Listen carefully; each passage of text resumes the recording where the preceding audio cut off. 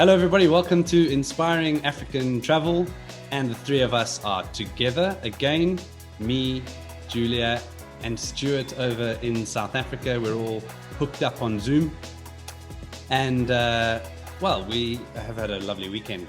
And we've been quite busy out and about in the bush. And work has been quite busy. So we thought we'd get together and chat about a few things. But before I do that, Jules, what have you been up to this weekend? Have you had a nice time? Yeah, lovely time. We've actually just been out on a boat today. We did a long boat cruise up the Tamalakani and into the Boro River. It was beautiful, lots and lots of lilies, and it's looking stunning. Yeah, and the weather was nice. Perfect. Judging by the screen, I appear to have caught a bit the sun, or maybe the tone on this Mac is not so great. Stooge, what you been up to, mate? Yeah. I mean, it's also been. I think we can feel that little winter tinge coming in. You know what I mean? So trying to get out before it gets too cold. So had a nice little bike ride this morning, probably my first in about 8 months. So I managed a spectacular 20 Ks. When you get that burn feeling in your legs trying to get up hills. So I had one of those proper. So, but it was lekker. It was nice just to get out, get some fresh air, and see what's happening. I mean, there's definitely like a vibe. You can check. We went riding today. Quite a lot of people around, lots of bikes, lots of runners, stuff like that. So it's nice to see people still getting out and at least being active. Did you avoid dogs? They're like dogs. Where are they? So we've been lucky. I mean, we really have been out and about a lot over the last, month and a half. We've been to some amazing places. And we're going to use this opportunity in this podcast to talk a little bit about some of the cool places that we've been to and some of the things that we've seen. But also, since all three of us work in the travel industry here and focus mainly on Botswana, but also surrounding countries, we thought we'd use this opportunity because we are seeing international travel start to come back. And, we thought we'd share a little bit about our experience and how it's going and share that information with our listeners. Those who are in the trade, who could use some of this information, and also those of you who are keen to get out and come back and visit Africa. It's all possible. So we'll share a little bit of that. Those of you who are listening on the podcast, don't forget that the YouTube channel is up. So this very podcast that you're listening to will be on a video version. We're currently looking at our mugs on Zoom, and we'll blend in some of the amazing footage that we've picked up over the last month and a half on these trips that we talk about after this. So that'll be well worth it. And Stu had this great idea that we should close the podcast out with a sunrise and some amazing audio that I picked up when we were at Camp Okavango. Was just spectacular. And, I for one could spend hours listening to the sunrise chorus, but we thought some of you might enjoy 2 or 3 minutes of the sound of the African bush to close out the podcast. So that's what we've got in store, quite a lot. And I thought maybe we should just kick off with you, Jules, because you and your team at Safari Destinations take care of a lot of international travelers. You've obviously been hands-on with your team, helping these first international travelers come in. How's it gone? Yeah, I must say it's gone smoothly, mainly because we've checked and double checked and triple checked, because we've had our first international travelers in a year, and it went well. We had people traveling over the Easter weekend, just before, after. We still have a few people traveling now.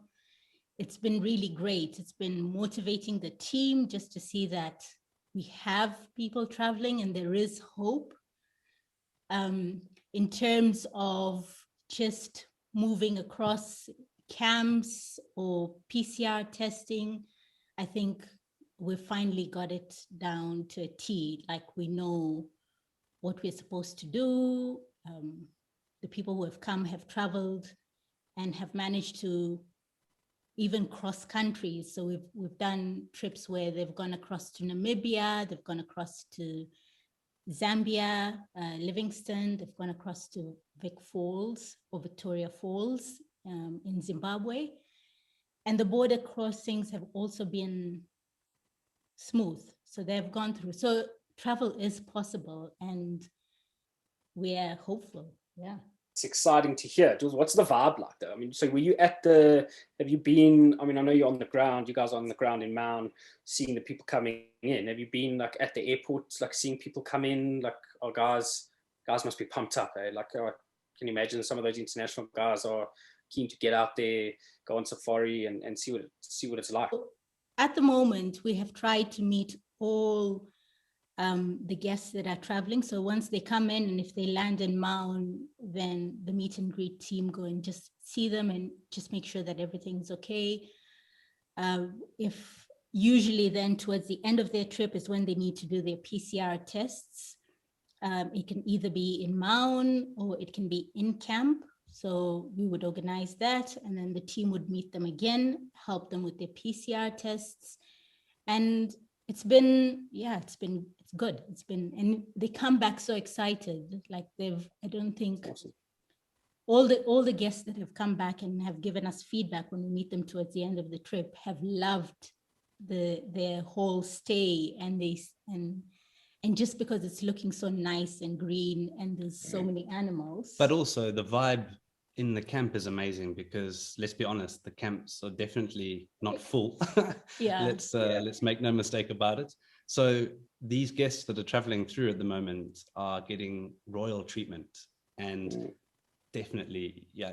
Like when I was in the camps, I was actually at Camp Okavango when they had their first international guest come back.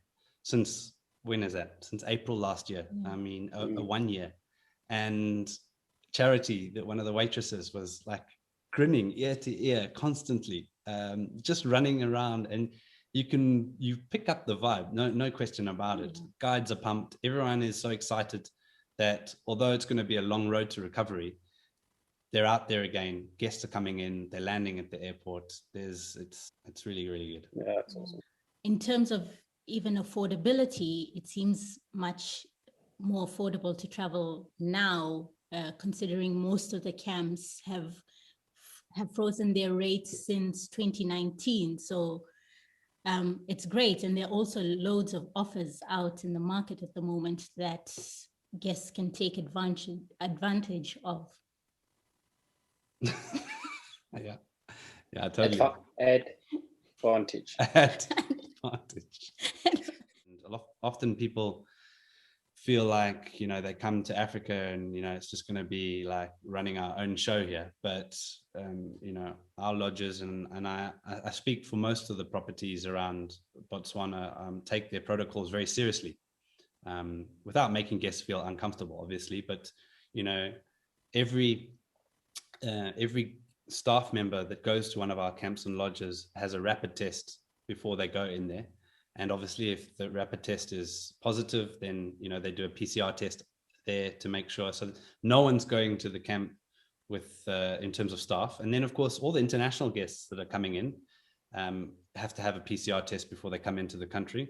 And even the domestic guests, the domestic travelers also have to have a rapid test to come into the camp. So you're effectively traveling in a bubble, and there's no contact with the outside world because you are removing yourself from one remote camp to another one.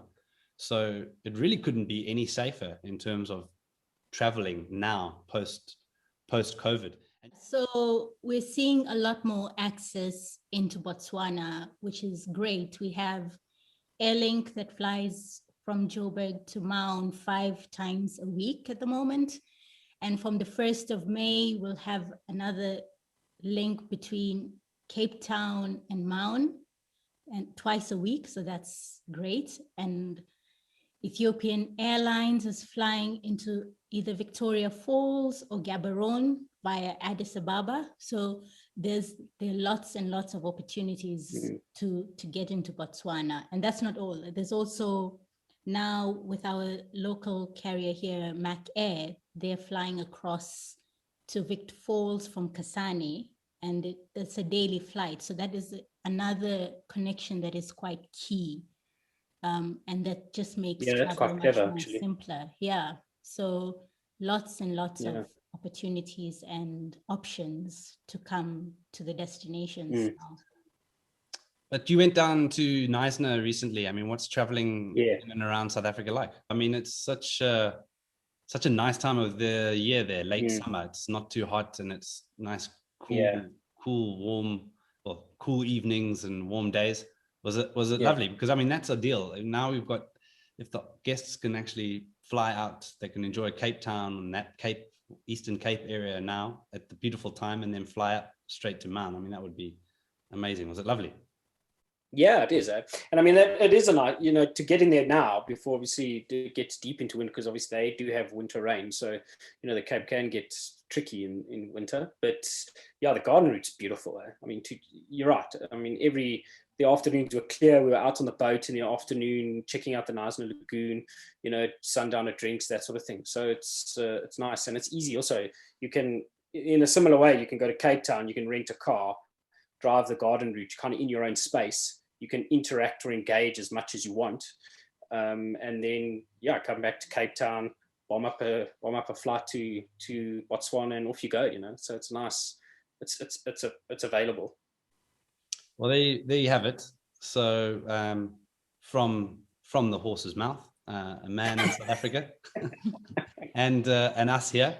Definitely, we're seeing it, guys. We're seeing travel happening. Everything is safe. Everything is working. And you know what? We on the ground have got, as Jules said at the beginning, we double, triple checking everything. So every guest is in safe hands. And if there is a delay on a PCR test result, or we need to chase something up, we're all over it. And there's always a plan. So come out here, come out and enjoy it. Send your guests here.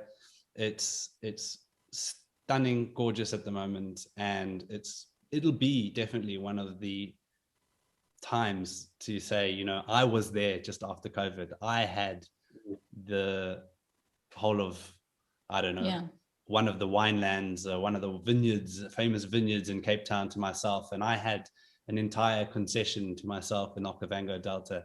This stuff very, very rarely happens. And now is your chance to come and do it. I mean, it's been great. Just to add, like this month, we've seen guests come from the US, from Spain, from Germany, from Switzerland. So there is, travel is possible if you're willing to travel. That's it. And awesome. I mean, have you guys seen much, with the whole vaccination program going on around the world? I mean, are you seeing feedback, like some of those guests are being specific, saying, yeah, I've been vaccinated, so I'm quite comfortable to travel? What's been your sentiment on that? I mean, it's got to be one of the reasons why people are getting a little bit more comfortable to travel, right? I think they're coming now. I think those guests that you're talking about are on their way soon. Those are the next phase that are coming in the next couple of months. The travelers that we've got that I met, certainly from America and Europe, hadn't been vaccinated yet. Actually, 4 of them had already had COVID. They had it before. But the other 2 were just relaxed about traveling. I don't know. Europeans are a bit behind on their vaccination rollout, but let's not go there. What about you? Anyone had the vaccine already? No, just like you mentioned, I think now we're getting people inquiring that what is it like to travel once you're vaccinated, and if you still need a PCR test. So those are the kind of common questions that we're getting now. So you can see that they're ready and they feel safe now that they're vaccinated and they want to travel. So yes. Awesome. Pumped. Amen.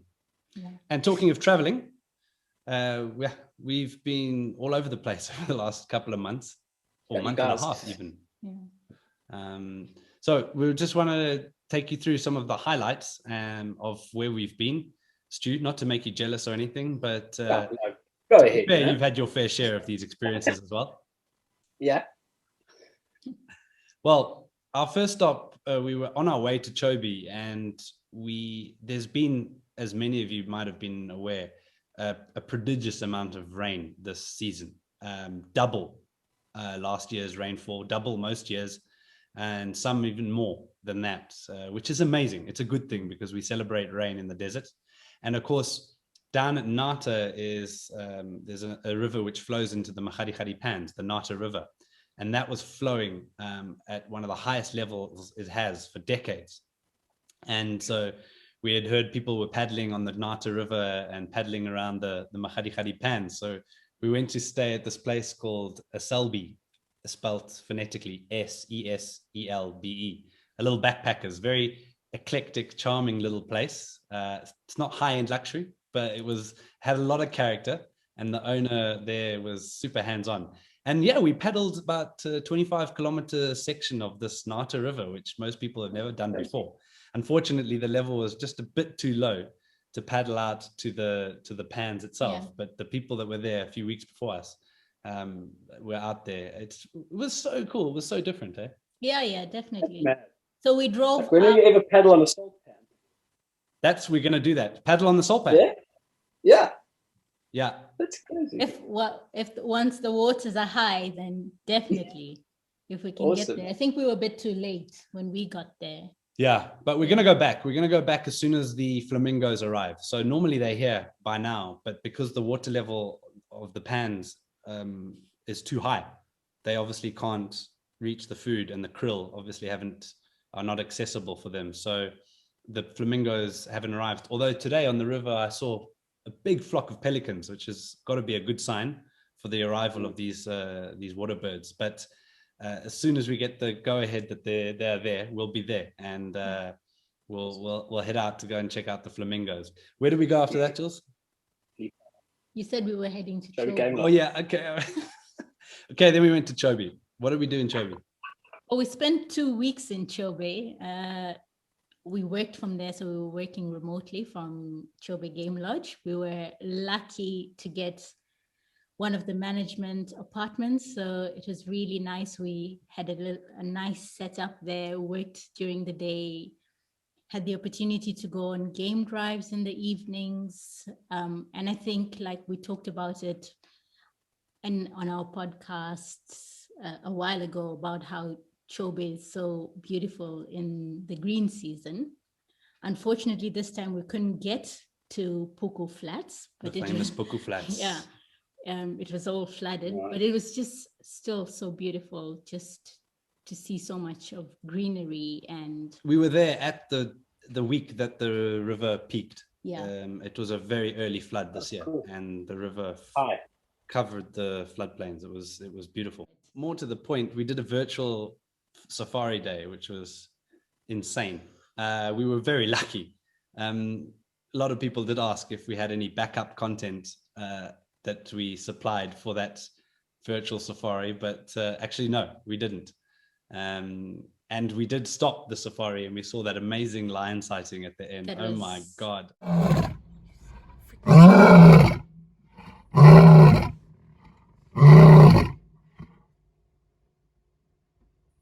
I was just sending, because we were close enough at the lodge and we had good reception. I was just sending WhatsApp after WhatsApp of WhatsApp to Andrew, who's the marketing manager for Chobe Game Lodge. He was like getting it live. I was like, this is the shot. This is the shot. And this big male lion was roaring as he was walking past the Chobe River. And then there was like one with the sunset behind. I was like, this is insane. They were really like epic shots. I mean, it would have been a photographer's paradise just to be able to get that footage. In the meantime, Andrew's WhatsApping me saying, I don't know what to do with this content. This is just too much. What's going on here? Yeah, but he did well. He did well, Flatty. He did well. Yeah, that was really cool. So Stu, you used to live in Savuti, at the Wilderness property, which is right there at the mouth of the Savuti Channel. Is it, or is it just after the channel comes in from the lagoon? Stu, Savuti was it was epic. I mean, obviously it's not the peak of the dry season, and so the water hole in front of the lodge wasn't pumping with wildlife, but we still saw nice game come down there. But with all that moisture and the warmth from the day and the temperature dropping at night, in the morning, both mornings we went out, there was like this thick fog over the marsh and over the channel, And I was just thinking, you must have had some beautiful mornings when you were there living at Savuti. There was thick mist. Yeah. Thick mist. Sorry. Yeah. Fog is a maritime term. Yeah. Mist is for the land lovers. Yes. Thanks, Bill. Yes. Well done. But it was truly amazing. I think I've always been to Savuti when it was dry. So just to see the land transform into such lush landscapes was amazing. Yeah. You know, I think it's incredible. The marsh reminded me a little bit of the Serengeti at one point when I mentioned it, right? Just when was it the marsh or? Yeah, that was the marsh. Yeah.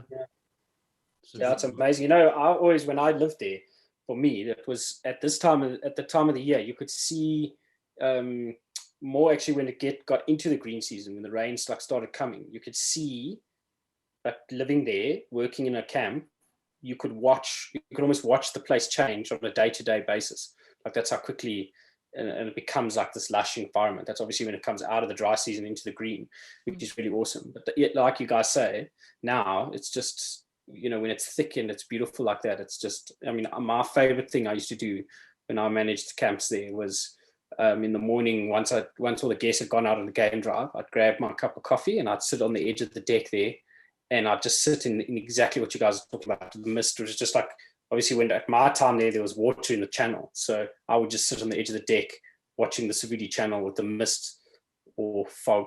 Mist or fog? Mist. With the mist kind of just rolling over. And, oh man, just nice and quiet, peaceful. That's just, that is what Savuti was for me. Because, man, that place is special. The Savuti lions have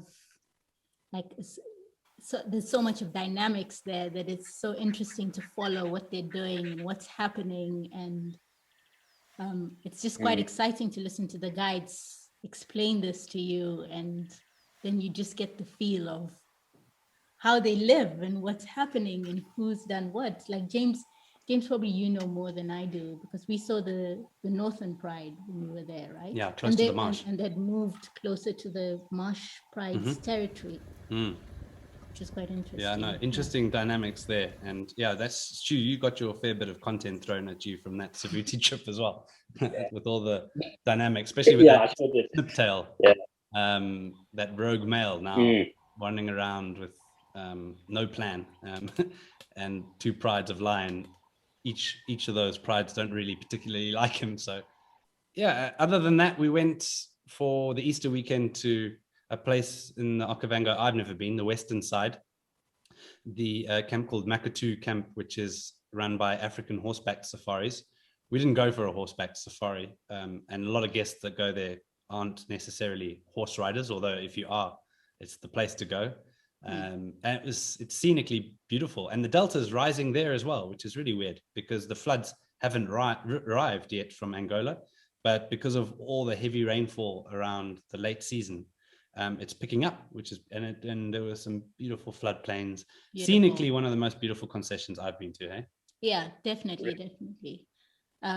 We did some lovely boat cruises and game drives, and as James mentioned, it just looked beautiful. And we got the honeymoon. We got the honeymoon room. Yeah, obviously. What's the camp like? Is it a nice, tented camp? Yeah, it's really nicely laid out. It's sand between your toes in the where you have the main area. So there's a fire pit, and you eat outside, and nice dark woods and canvas tented camp. Or, that very much the quintessential luxury camp, not too fancy, but all the little luxuries that you need. I thought it was quite lovely. Yeah. Perfect. My kind of place. Definitely. And especially like the rooms were nicely spaced out. So you feel like you're in your little cocoons almost, or in your own space. You literally feel like you're the only person in camp when you're in your tent. Yeah. Very nice. Very well spaced out. Yeah. You guys have been busy, yeah? Nice. Busy, but out there enjoying, and we've been very lucky. Actually, we have been very lucky. We have. We feel lucky, definitely. Yeah. Working hard during the weeks and doing our things, but at the same time, like a lot of people keep saying to us, when we're having Zoom meetings with other people and tour operators overseas, and you just tell them that you've nipped out to the Moremi Game Reserve and, out at Camp Okavango, they're like, oh, you're so lucky. And it's like, well, yeah, we are. And we're certainly making the most of it, because this COVID crisis hasn't been a whole lot of fun. No. But when you go out to the bush, you genuinely do forget about it. You really, really do. Anything to add, Stooge? No, I don't think so, actually. Been pretty busy, huh? Well, thanks, everybody. Thanks for listening to our rambles. Hopefully, by the time I've edited it, it was somehow coherent and packed with a bit of useful information and maybe some inspiring stuff as well, which is obviously the idea, being inspiring African travel. But yeah, from myself and from Jules and from Stooge, we'd like to say thanks for listening. And we'll keep beavering away, working on season 3 of our podcast, which will be really nice. As I said earlier, we're going to be interviewing specialist guides with really cool information to share with us. So inspiring stories about their background, as we've always done, but we want to learn something really intriguing about their area of expertise. So that's coming up, which will be really cool. Yeah. Stay tuned. Yeah, looking forward to that. They've got some amazing stories, those guys. For sure. All right, everybody. Thanks so much. We'll catch you on the flip side, as you say. Bye, everybody. Nice. Bye. See you later. Enjoy the rest of the golf, Stooge. But don't go away just yet. As I promised at the beginning of the podcast, here is our little virtual audio experience of dawn in the Okavango Delta we recorded last week. Just amazing to sit and imagine yourself there watching the sun rise in Africa as the chorus of the morning surrounds you. Enjoy it. Bye, everyone.